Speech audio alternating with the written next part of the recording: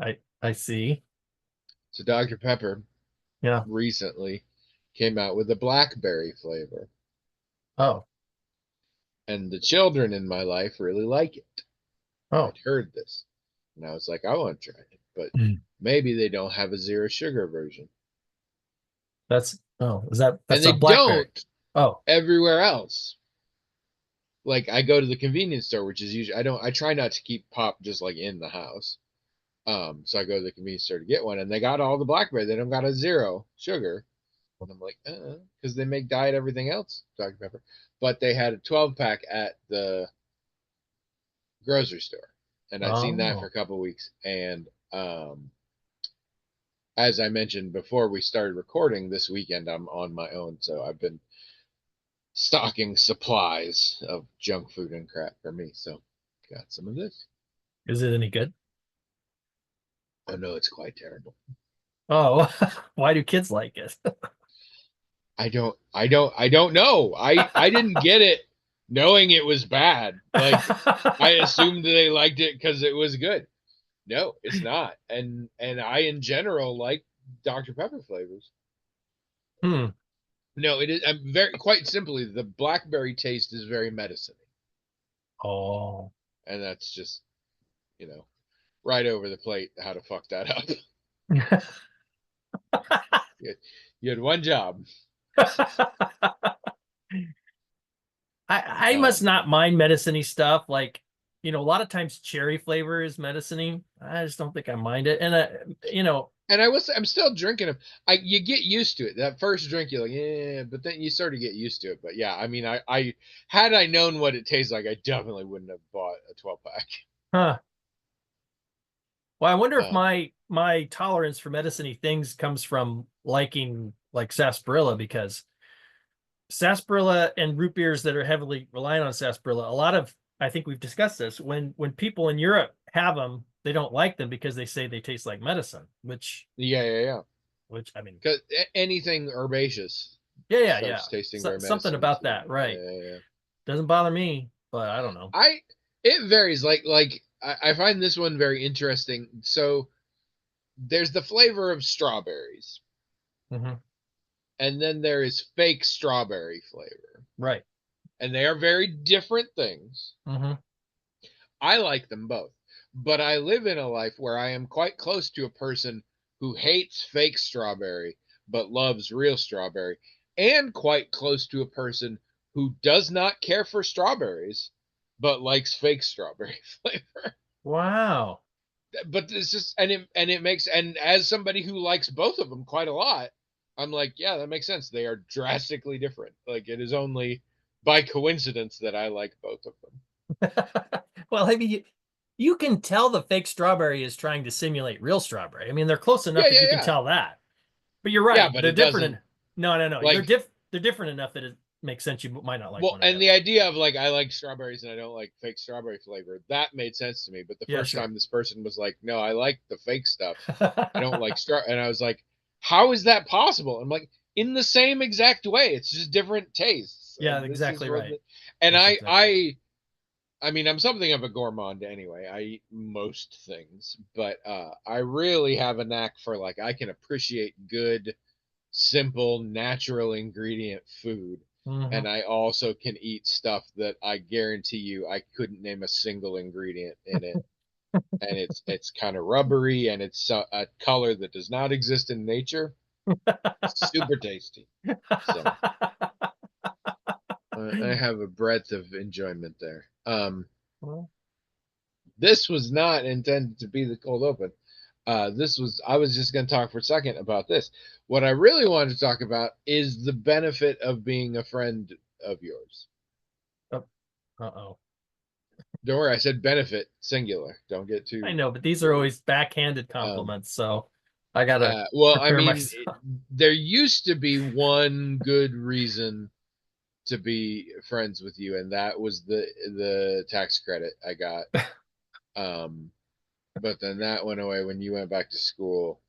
No, the thing is, there are things that I find interesting that I can't I can't ask my therapist because that would be a waste of their well-paid professional time.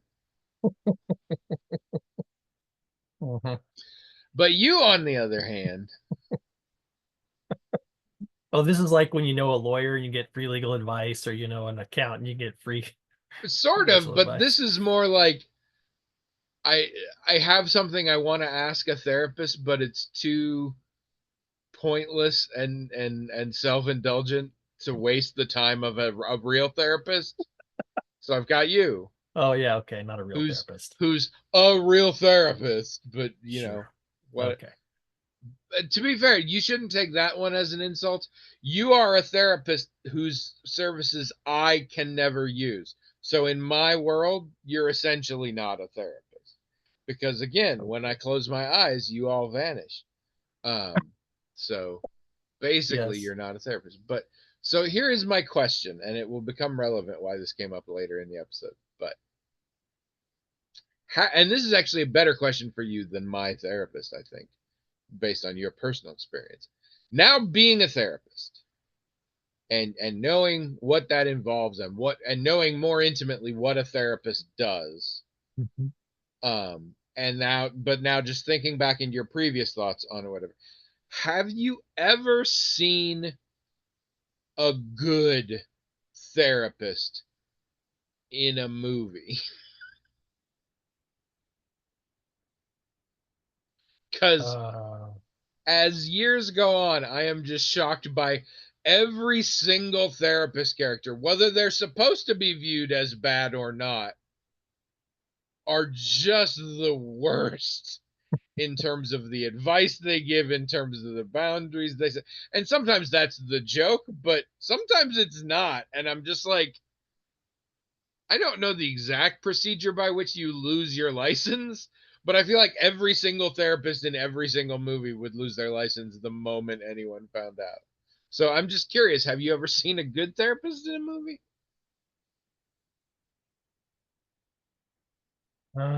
so yeah, you're right. It is different being in the profession and seeing it, right? Like, I mean, I've always I was, had, well, you know more like what would happen if a real therapist acted yeah, that way. yeah. I mean, I've always had criticisms of therapists and things, but not obviously not as a therapist, and it is different. But I can say this: there's not,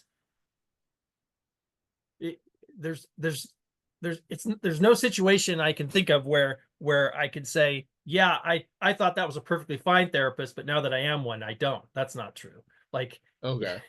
like if I thought the therapist was bad, now I think they're even worse. Right? It's like, wow, I didn't even know how bad they were, but I knew they were bad, but I didn't know they were this bad. See, because Um, I've as a therapy enthusiast, um, mine has changed. I mean, I can't think of a specific example, but there are things now where I'm like, that's not like, because sometimes there are things that's like, oh, that like it's not meant to be a bad thing. It's like, mm. oh, they seem nice. I'm like, that is grossly inappropriate. Yeah, well, so sometimes, okay, so what I notice now that I might have just sort of glossed over or didn't notice before was when they're doing professionally inappropriate things. I never really thought about that before, right? The only thing that would bother me in the past is, well, that seems like the wrong question to ask, or that seems like really Yeah. bad advice. Being mean and Yeah, or something. a But lot of mean therapists in movies. A lot yeah, of mean ones. but now, of course, I'm quite certain I never thought about it before. Now it's like, oh, you can't really do that. What they're doing. That's they could get in trouble for doing that. I never thought about that before because I didn't think about rules and the boards that oversee. I didn't think about that stuff. Yeah. Um, Initial question stanza. Can you think of a good one? no. I The only one I can think of, and it's because I've never seen it. I'm like, Robin Williams in Good Will Hunting, was I he? was I was thinking about him actually as we were talking. Like the movie definitely presented him as such, but I've never seen the movie, so Well, and I have a couple times, and I don't I can't remember. Like I said, I didn't think in terms of, oh, he shouldn't be doing that. So I don't remember that part. yeah. I remember thinking I remember wondering when I first saw it, like, wow, is this really how therapy works? Because this seems weird to me. uh, but uh, I, I didn't walk away from that film anytime I ever saw it thinking, well, that's a good example of therapy or that's a good therapist. That wasn't what inspired you to go. Not at all. Now, I've seen therapists in things before and since where I thought, oh, that's actually a pretty good representation of the discipline. And I've also seen ones where maybe they weren't very good representation of discipline, but I thought I would tell my colleagues about, oh, you have to see this, because of the therapy aspect of it. Yeah, yeah, yeah. Not because they were necessarily good or bad, but just because I thought that the therapy aspect of the story was effective or compelling. So in other words, when I watch something with a therapist or therapy in it, there's a lot of considerations. It's not just whether or not the person's a good therapist. So I have to sort of sort through all that to see, well, what did I think? Did I think this person was a good therapist? But I can't think of a single time I thought, wow, that's a really, not only is that a good representation of therapy, but this is actually a good representation of good therapy. Nah, I can't think of a single time I've Yeah, ever I thought just that. have I've been on a string lately of movies where there's just terrible therapists. And sometimes that's the joke. But other times I'm like, oh, they don't realize how it's another one of those weird professions. Massage therapy is another version of this that's still very opaque to modern sensibilities, which is weird at this point because I feel like, I mean, again, maybe it's a bubble I live in, but I know so many people who've been to therapy. Like, I feel like in your average group of people, a couple people at least are going to have been to therapy, and like we sort of all know what it's about. But it's one of those that movies are still just like, we can do anything and you don't know. Oh, right. Well, you can tell in most stories, and at least I feel like a person can tell that they're using it as a particular kind of device. Like Yeah, yeah, how yeah, yeah. how can I get the audience to understand what's going on? Oh, I'll have them talk to their therapist about it. And so and there's no incentive for them to make it authentic or anything. They're just Yeah. they're just trying to Or achieve a it's certain narrative thing. comic relief therapist has Yeah, become a yeah, thing. yeah, yeah, yeah. So it's like, but there are times where it's pretty clear that the story being told is a little bit about mental health, right? A little bit about that. And so then you can see someone's trying to make some effort to make this seem authentic. But sometimes you get the impression that the authenticity comes completely from their own experience with therapy, for example. Like they didn't really Yeah. consult with a therapist or whatever, which is There's a that's also lot of fine and fair. therapists just telling people what their issue is. Like diagnosing them, like boom. And well, and just like within a sentence or two, and frequently being like, no, you're wrong. Yeah. They'll say like, I feel like I'm like this and I have this problem. They're like, no, that's not what your deal is. This is your deal. Yeah, And it's and always like at the first session. right. Well, yeah, exactly. And the thing is, there's lots of ways to do therapy, and what you do in a particular session is not just determined. Well, I mean, in my view, if you're doing it right, it's not just determined by your own preferences or your own theoretical biases or whatever. It's determined a little bit by the person, what their personality's like, what problem they seem to be presenting, what their cultural background is. And Yeah. so if you recorded my sessions and you could watch them, I might seem like a completely different person in this session versus this session because I'm talking to a completely different person. But but a lot of times, so it's hard. It's hard to, like, if I were writing something with a therapist in it, I would really struggle to know. And if I thought to myself, I really want to be responsible with how I'm portraying the discipline here, I would struggle to know exactly how to do it right. Or if I felt like, oh, this is perfect, this is a great representation of it, I might think, but from a storytelling perspective, this is dumb. I mean, this is boring. This isn't interesting. This doesn't, nobody's, this is, people are just gonna be bored by this scene, right? So In what do you order do? to achieve both authenticity and and keeping it tight so that people don't get bored, Yeah. I think the sum total has to just be the therapist saying, we're about out of time. That's the universal constant. Although my therapist says it's about the time we need to stop, which I Yeah. think is a very deliberate word choice there. Um, so yeah, I think if I was introduced to someone who was a filmmaker or maybe made a film that I had questions about, and I found out they took it very seriously and they got a consultant, they did all this work, I can still imagine it being a huge challenge to not make to use the therapeutic situation as a plot device and as, something, and not kind of portray it in a way that's not Yeah, what most therapists would watch and go, that no, that doesn't make any sense. You can't do it like that. Because I think it's hard to integrate it into a story in an interesting way. And I yeah. think that's why so many times the therapists are bad, because what's interesting about a good therapist? All this I flies don't. out the window. I think I just came up with a perfect example. Frasier.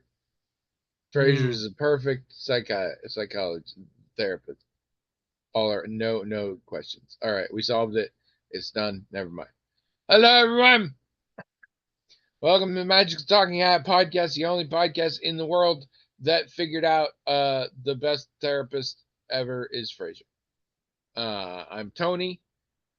And I'm William, and this is episode 738. Hey, you were in the I what was, and I was looking whatchamacallit. good. If I'm honest, I was a Hey, good shot of me. why don't you just I pick again, I have no idea what's going on. I don't know how it decides. why don't you just pick the thumbnail? Why don't you just pick it? I don't know how that. Oh. What? Well, I mean, okay, I know it's been a long time since I uploaded a YouTube video, but I recall you could pick the thumbnail from a still, or you could upload one that you made. So I've often wondered why you just don't pick Okay. one.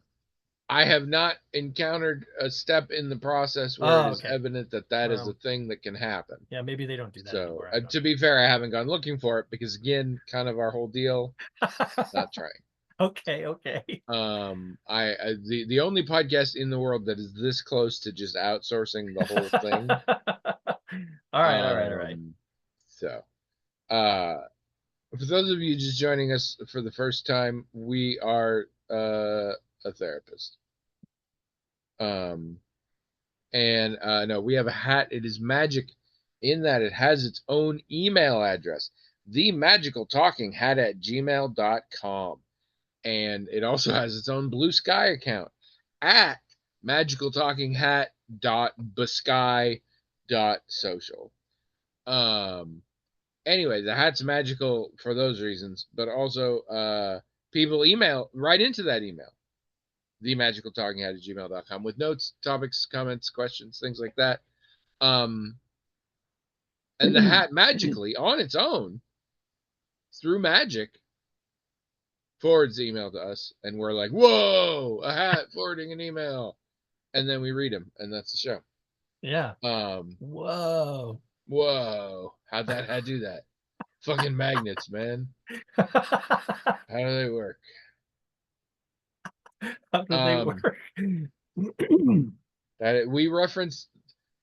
I would, in general, say we are not a Juggalo household. We are not insane clown posse fans overall within our home. Okay. But we quote that line about fucking magnets. How do they work? All the time.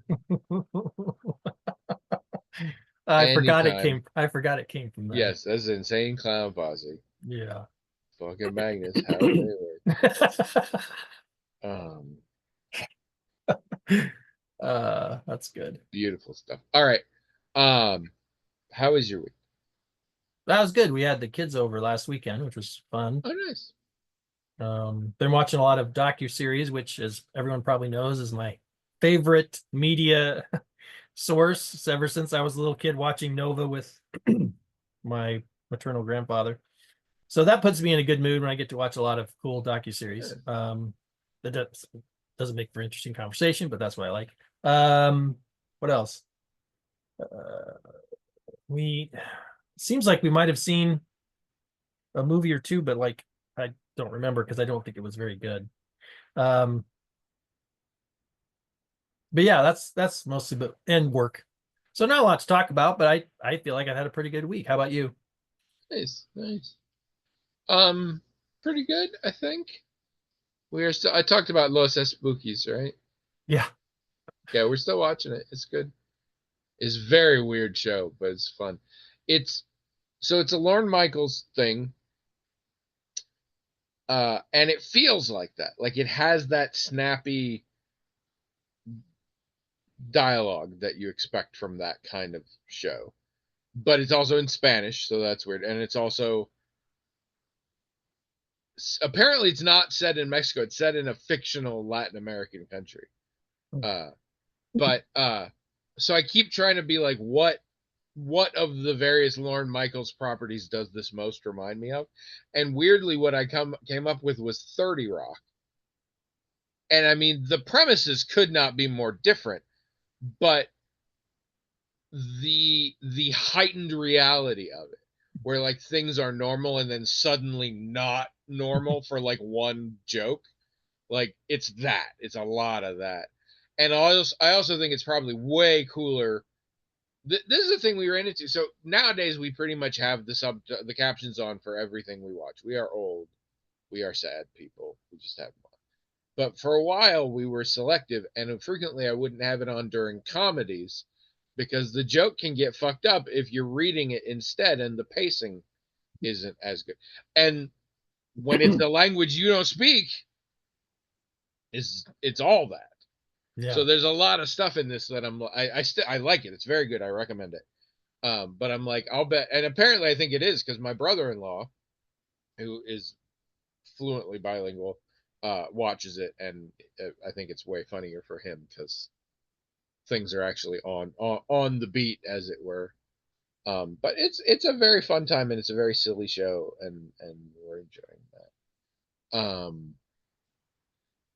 Watched a ton of movies, so let me run through this. Oh, and Jordan Breeding's newest series recap video, Tremors. Oh. I'm pretty impressed you managed to get through 7 of those. Whew. Well, I did fall asleep for some of them. Yeah, still. All right. Um, it appears I've seen 6 movies. Mm. One of which is a comedy special, so it doesn't count. I want to go through these fast. I know what email we have, and I'm really curious to see how that goes down. So I really want to get to that. So I'm Oh. just going to hit up these kind of quick. Hatching. I believe this is available on Hulu. It is available on Shudder if you're not in the U.S. But in the U.S., Hulu has it for some reason. It's a Finnish horror movie about a girl who finds an egg and she hatches it, and something weird comes out of it. And it's yet another one of these movies that is like a feminist metaphor. And we've recently discovered this is Trish's like favorite subgenre. So I thought this was a very good movie. Trish really liked it. Huh. If you're into those kind of movies, where the monster was her rage at the patriarchy kind of thing, it's that kind of movie, and we love those in our house. Second best night of your life. It's on Max. It is a comedy special from Brett Goldstein, aka Roy fucking Kent from Ted Lasso. It's really good. Oh. He's very funny. I already sort of knew this because I've seen him a lot since Ted Lasso, outside of Ted Lasso stuff. Um, it's a real good time. If you like Ted Lasso, it's fun for that. But if you've never seen Ted Lasso, it's still really good. He references it obviously, but there's not a lot about it. Um, yeah, I don't know what to say other than it's a very good uh, stand-up special, and I highly recommend it, especially if you, like me, have become a fan of that gentleman's. Cool. Uh, so there we are. Let us see. Drive. Talked about Drive before. Now, there's several movies named Drive. I think we're gonna have to veto any more movies named Drive There are too many movies named Drive. This one is from 1997 and stars Mark Dacascos and Kadeem Hardison. It is kind of a odd couple action comedy thing. And I saw it years ago and really, really liked it and have talked about it since, and nobody ever knows what it is, and nobody's heard of it, and no streaming service ever heard of it. And now it's on Tubi, and so I made Trish watch it, having not seen it myself in like 25 years or whatever. Mm. I still enjoy it. If you like actual good action, it's good for that. Weirdly, Kadeem Hardison and Mark Dacascos kind of have good chemistry, and also Brittany Murphy, rest in peace, was in this, Mm. and is hilarious and made me really sad that she's gone. Because as years have gone on, I'm like, nobody else can do a Brittany Murphy character. She had a very specific vibe, and I miss that. And she does great in this. And I really enjoyed watching it again. I also 100% get why everyone on the planet collectively forgot it exists. Like, it's fine. We can all pretend it doesn't exist and our lives will be the same. I still enjoy it, but if you tell me you don't, I'm like, of course you don't. Like, why? No, whatever. But anyway, and you want to check that out on Tubi? Go for it. All right. Some of these I want to actually talk about, and so I'm trying to balance it out here. All right. Broken Arrow. The other night, my wife says, I want to watch a movie. I say, what kind of movie do you want to watch, my love? And she says, I want a movie with explosions. And I'm like, there's a movie I've been wanting us to watch for a while that I know has at least one explosion in it and is the sort of movie that I expect has more. So let's watch that. So I put on Broken Arrow, which neither of us had ever seen. And let me tell you, brief fulfilled. At least by our count, 9 major real explosions.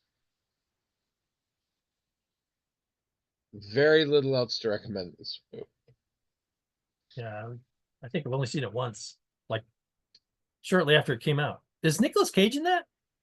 No, he's not, but I know why you think that. Why do I think that?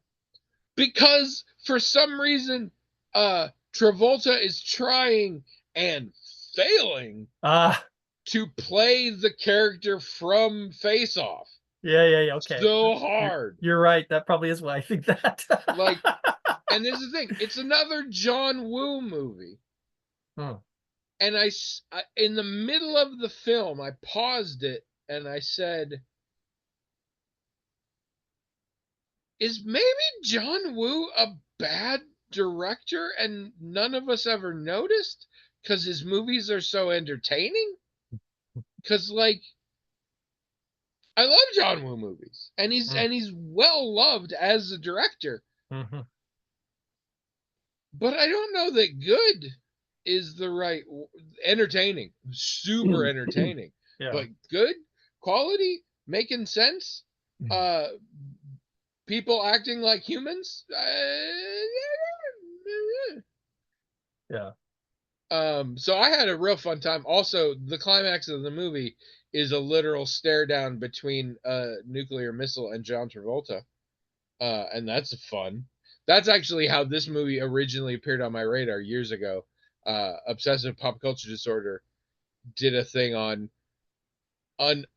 unintentionally hilarious deaths in movies, and it had the ending of this movie, and it is hilarious because it is literally a long shot of a missile coming down a train toward John Travolta, who is like, come at me, bro.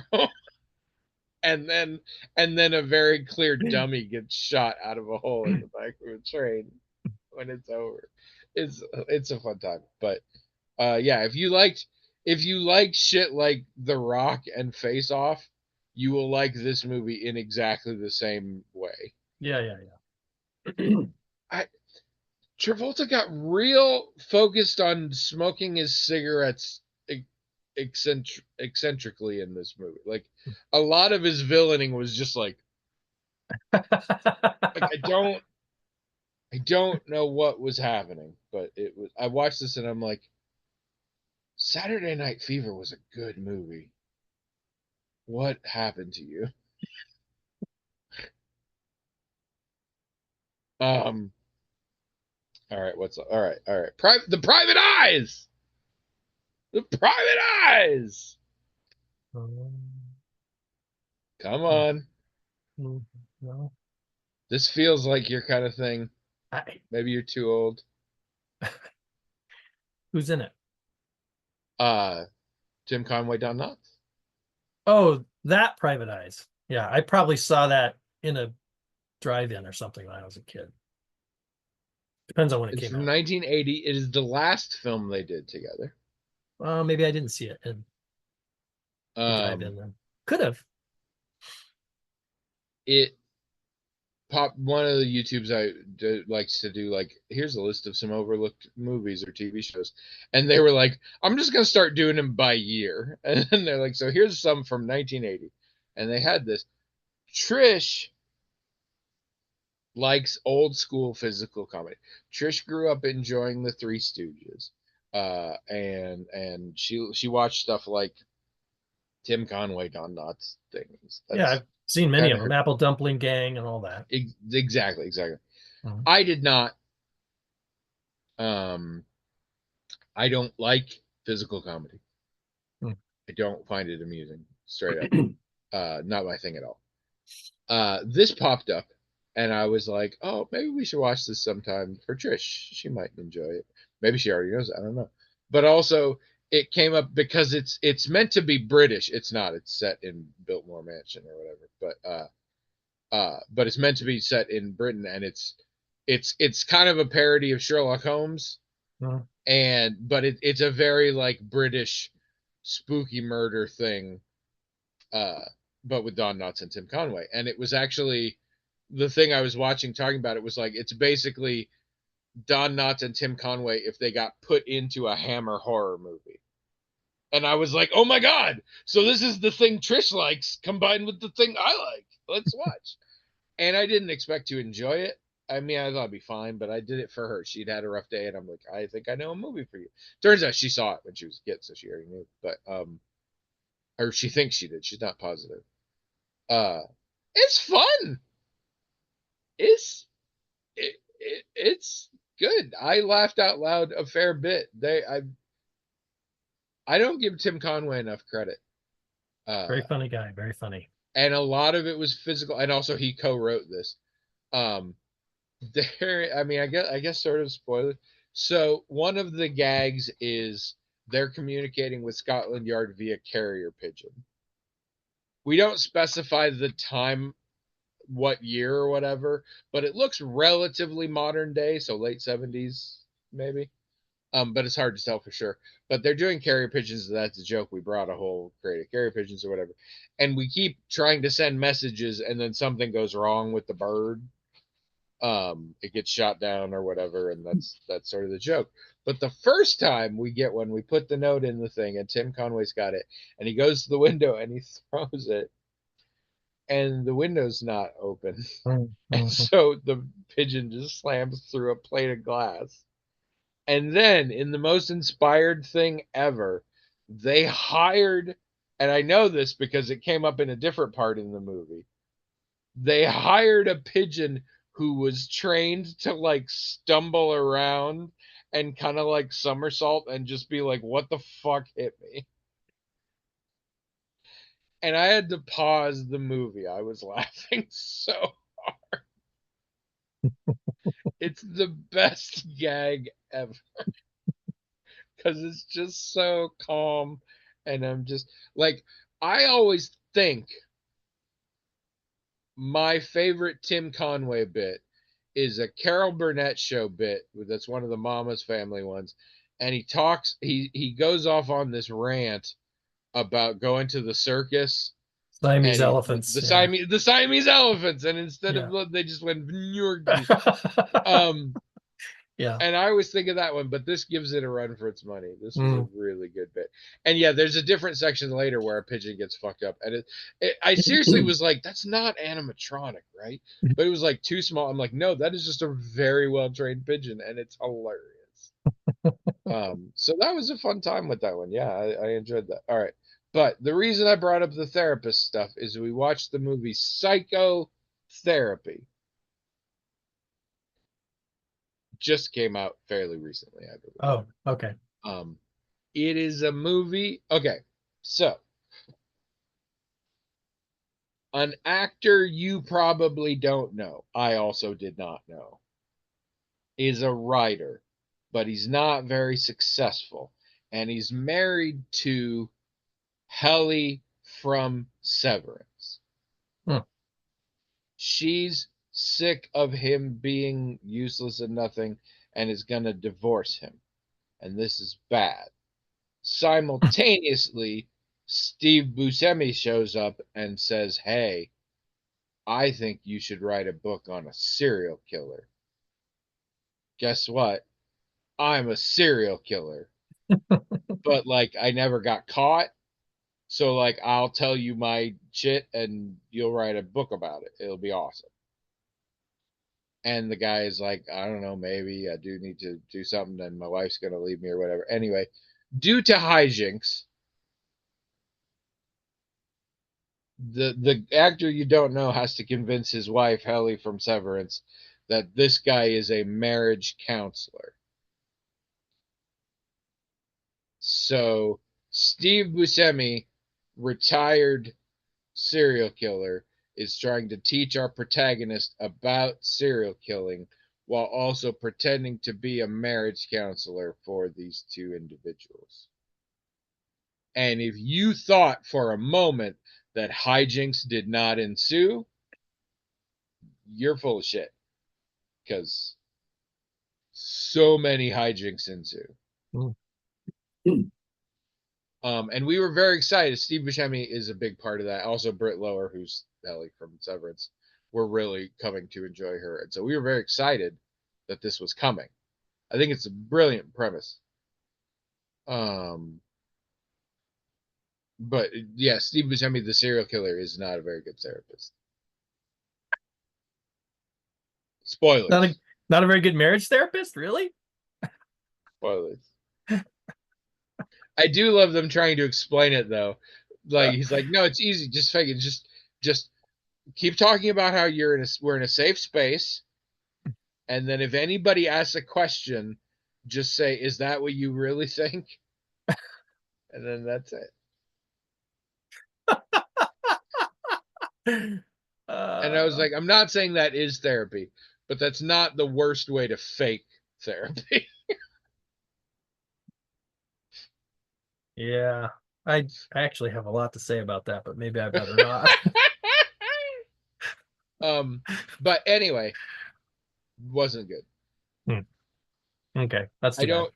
It's one of these movies, and this is the thing I've come up with. I don't know. See if this makes sense to you when I say this. It felt like the entire thing was like one step to the left of being a movie I really would have liked. Mm.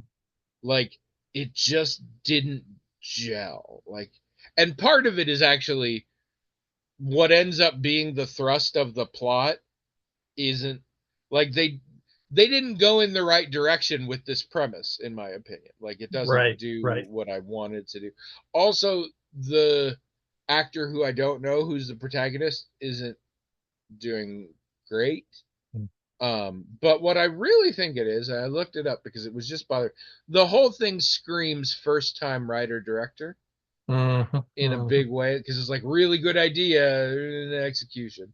Yeah. Um, and I looked it up, and it's not a first time writer director. It is the same writer and same person wrote and direct, and they've got about 10 credits writing and in directing and in producing, 10 Mm, in each, mm, mostly the same things. But the gentleman is Turkish, mm, and this appears to be his first feature length English language piece.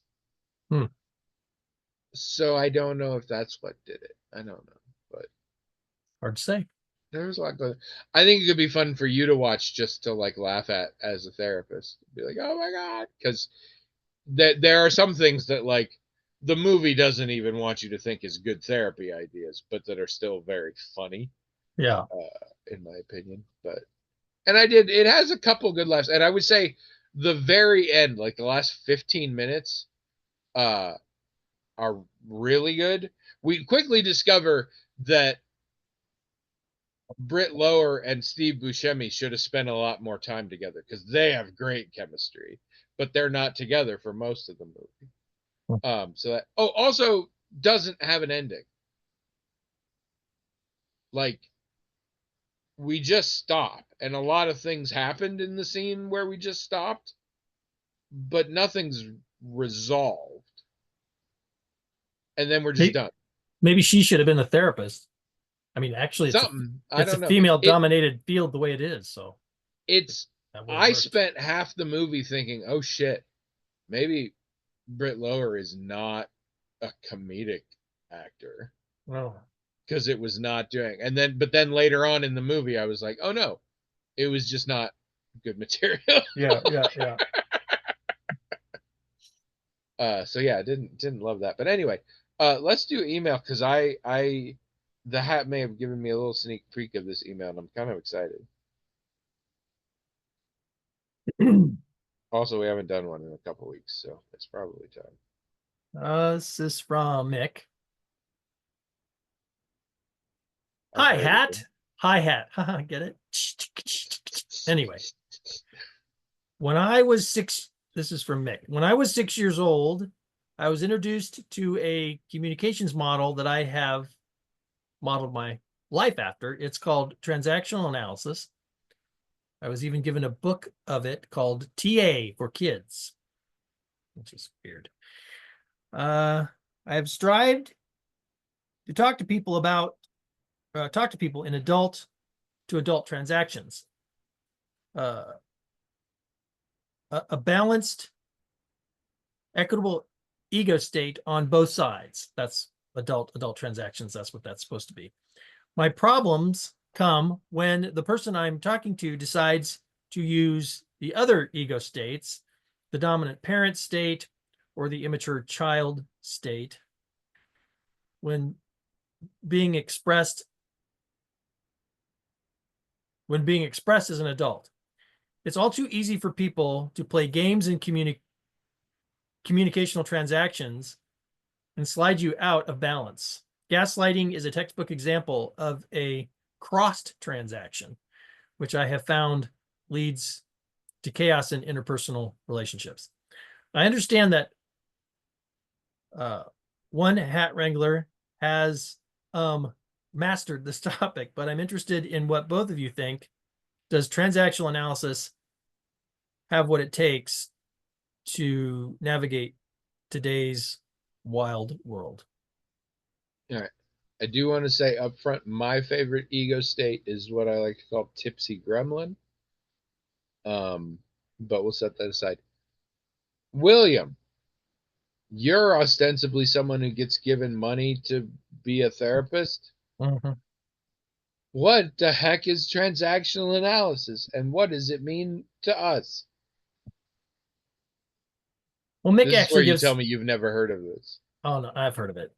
Mick gives a pretty good description of it. And I know there Well, are, that's a bad sign because I don't understand it based on Mick's oh, description. I'm So sorry.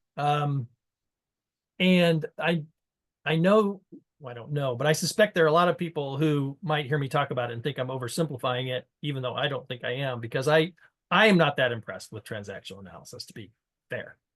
I'll just say that right up front. I'm not saying it's like wrong or something. It's well, anyway. It has to do with, I mean, I'll just keep it simple. Well, just like what he was saying, when people interact with one another, and that's part of the problem with transactional analysis is this name transactional analysis. It's whatever. Um, uh, they can interact with each other on, like when you and I interact with one another, you are an adult and I am an adult and we interact like adults. In contrast to if you were interacting with me in the parental way, right? Like you were treating me like I was a child, or if I was acting like a child, or if I was communicating with you like I was a child or dependent on you. And these are like the three main ways that people communicate as far as transactional analysis is concerned, which I hope people are realizing that's a really limited way of understanding how people communicate. But transactional analysis, and maybe some people would say a really bad and unsophisticated application of it, but whatever. Transactional analysis really does try to understand when people are communicating, like what is their ego state? Is it an adult ego state, a parent ego state, or a child ego state? And there are some people who think that you can analyze every interaction based on that. Now, once you've decided that an interaction is an adult, like you're acting like an adult and I'm acting like an adult, we're communicating with each other like an adult. There are other ways to analyze the interaction after that initial assessment of what our ego states are, but the ego states thing is really a big part of it.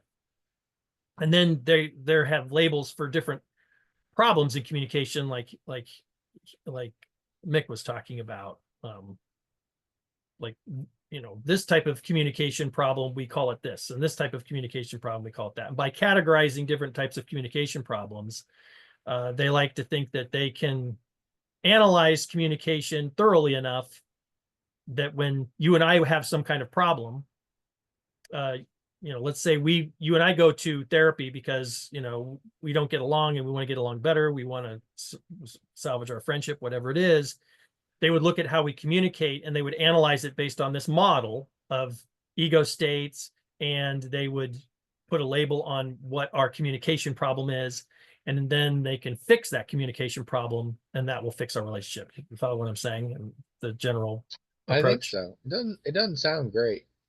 Well, I mean, To be honest, it sounds very,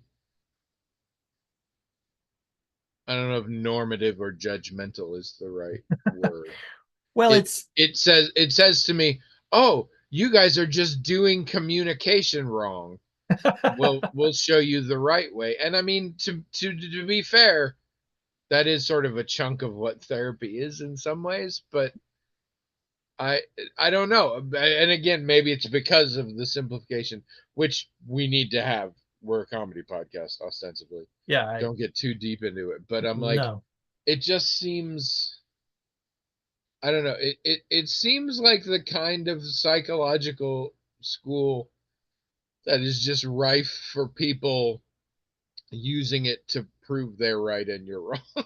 Well, okay, so I'm acting like an adult here, and you're doing the kid part. sure. I mean, Me, me, me, me. it's a model, and all models have, you know, shortcomings.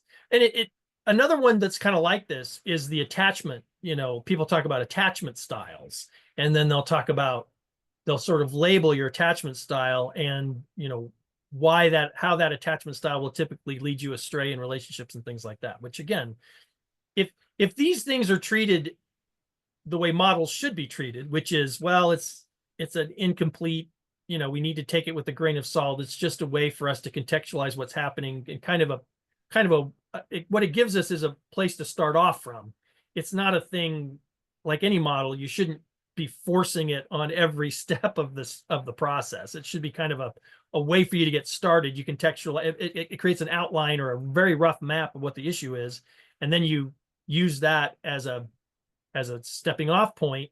And then, you know, maybe after a while, you won't even be making reference to that model or its concepts or anything else.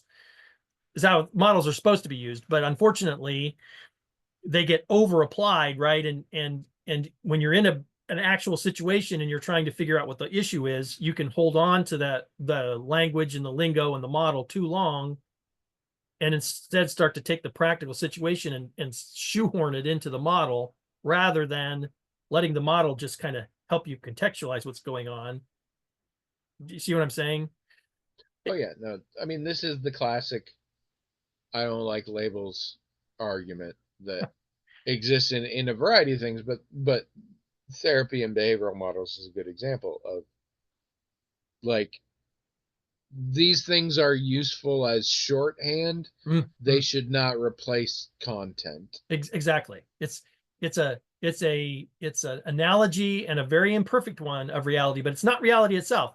And you can't, eventually you have to stop really thinking about the model and Yeah. deal with what's in front of you. You can still use the model's concept to kind of help you interact with it, but if you hold on to the model and you just force everything to fit into it, you're that's going to be a problem. Within our household, we often speak of emotional maturity, which I think is in a similar vein to, transacting as an adult or whatever we're Mm, calling it. mm, mm. Um, and that helps us sometimes get perspective. Um, but it's not an answer in and of itself. It's just it can be helpful if we're talking like I'm just butting my head against this person. I don't understand. It's like, oh, they're coming from a sort of different perspective of emotional maturity. And so you need to be aware of that going into that. And that's useful information, but yeah, it's not a solution in and of itself. No. Um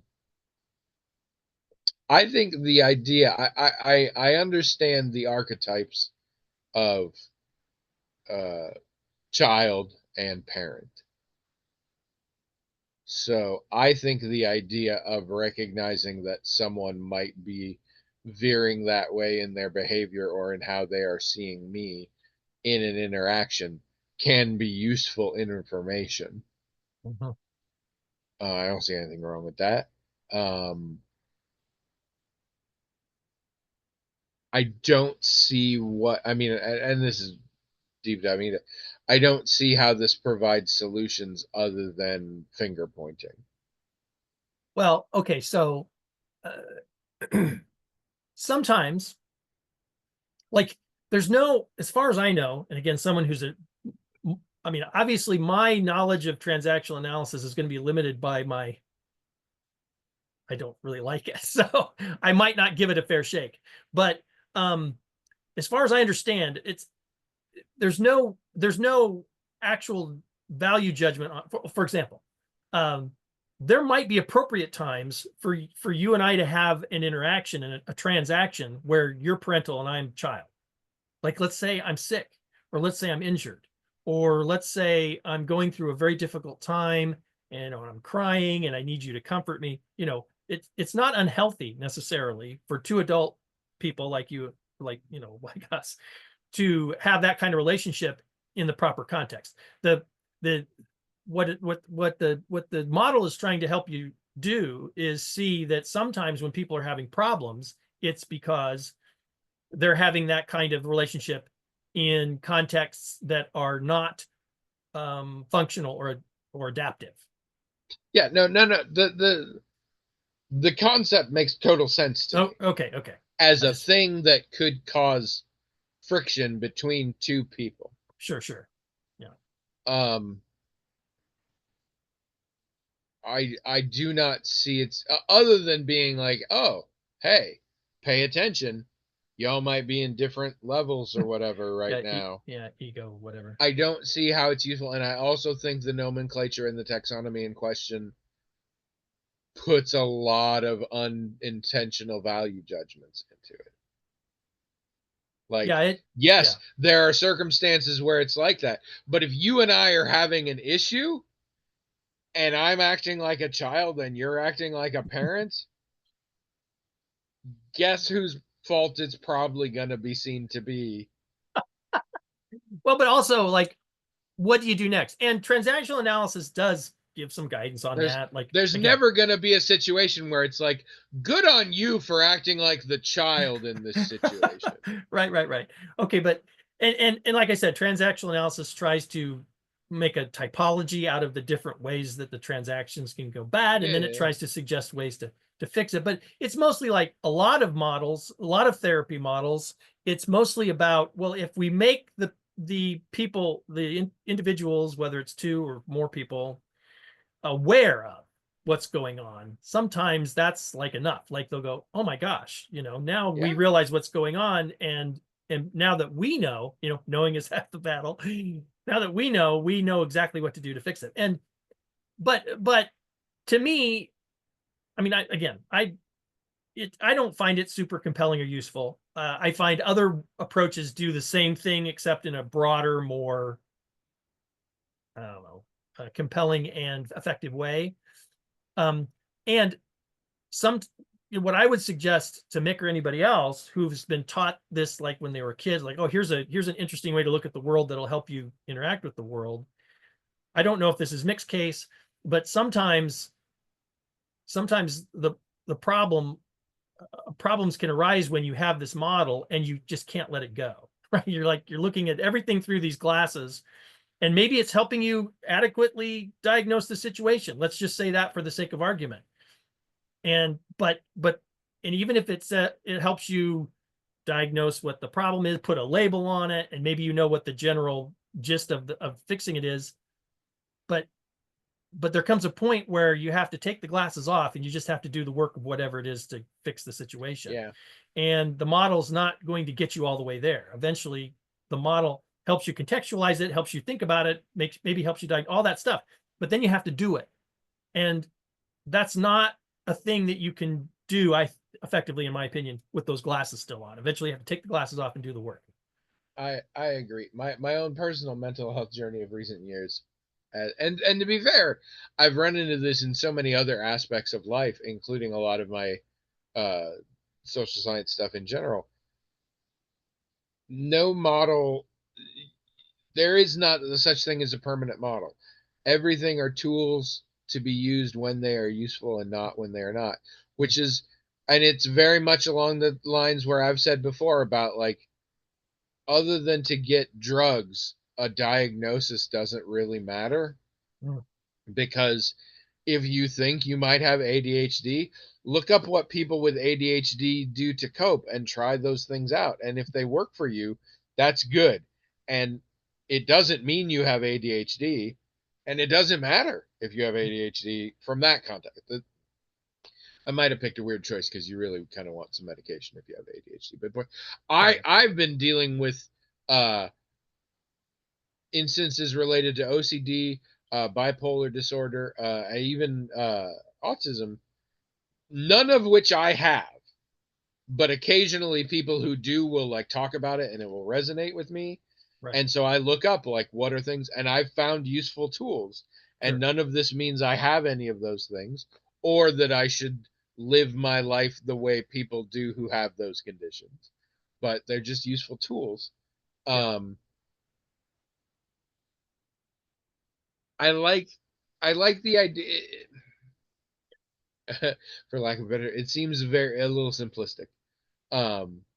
Which again may be because we're simplifying it here, but maybe I don't hate the idea. It's I will say this: I think, having brought this up, and Mick having explained it, and you having explained it, this may color my perspective going forward in what I hope will be a useful way. I'm not going to adopt this model in how I deal with things, but it's interesting thinking about the levels and how people are approaching, and especially recent things I've gone through, realizing that I parent most people, or at least I did until recently. But this is interesting. Well, and of course, there's a general idea behind this that I think is valid, and most approaches that deal with trying to help people, two or more people get along, it almost always goes to communication, because of course it does. And it speaks to this idea that, I mean, the general idea and most approaches that try to deal with this will make this their theme, which is breakdowns in communication happen. It's obvious that they would happen, and it's also obvious that when they happen, a lot of times it's simply because one person is in a headspace that's very different than the other person, and they're just talking right past each other. And you can call it adult, child, parent, whatever. You can call it whatever you want. That's kind of beside the point. I mean, maybe it'll help you work through it, like I said, a model does. But for the most part, if you can understand that communication is a process, like any process in the universe, does not always work the same or smoothly or in a way that we're going to like. And eventually what that comes down to is that I feel like you and I are talking about one thing in one way with one context, and you think something completely different. And it's just working out how we can get back on the same page, so to speak. And that's what all these approaches are trying to do by creating a model that'll help you map it out. This has come up a few times recently between Trish and I in arguments that we have had, where when we talk about it later, it turns out one of us thought we were saying X, and the other one was hearing Y. And in fact, actually, one where I said things and she reacted a certain way, and I thought I knew what that meant and that she was hearing Y, but it turned out she was hearing Z, and I hadn't even thought of that. So yeah, there's a lot but also it's not communication, it's boundaries. All therapy is about boundaries. It's all boundaries. If you think it's not boundaries, it's wrong. You're doing the therapy wrong. It's boundaries. Well, and see, then there's a whole other level of boundaries. We're done with this. This is a boundary. We're out of time. We got to do a side quest. Oh, we're out of time. Okay, never mind. See, boundaries. It's all boundaries. Like the Boundary Waters. You ever been to the Boundary Waters? So which ones? I don't know. That's what they call them. The ones at Minnesota, next to Canada. Have you been to any Boundary Waters? I don't think so. Well, then why'd you ask which ones? Pick a number between 4.5 and 4. I thought you had certain ones in mind. I only know the one. 2.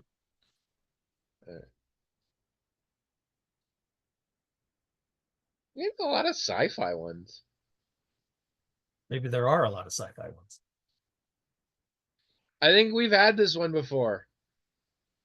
What is going on with these cards? I don't know. Purge a little space junk. Lose 5 pounds. No, I'm kidding. That's no. Purge a little space junk. Sell or donate something you don't use anymore. And we got a quote here. You should know this one. Both because you should know this one and because we've had it before. Train yourself to let go of everything you fear to lose.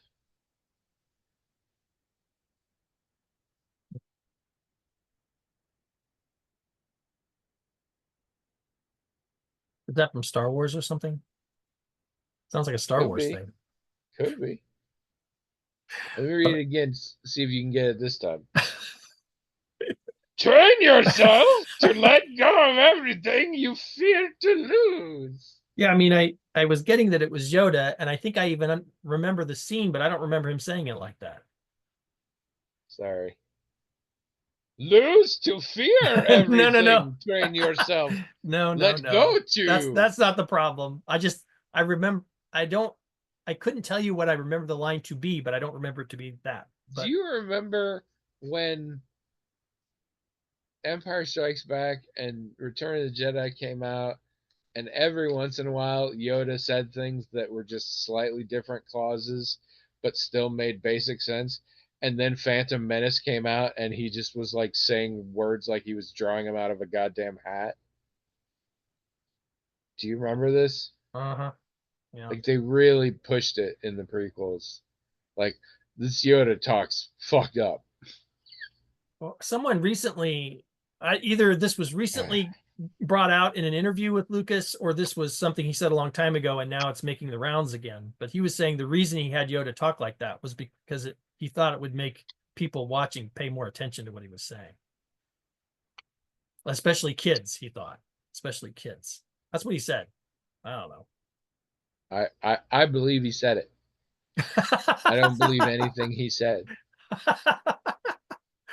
Do you know people are going around now, like, legitimately talking like naming the character Darth Vader was him sowing the seeds of it being Luke's dad?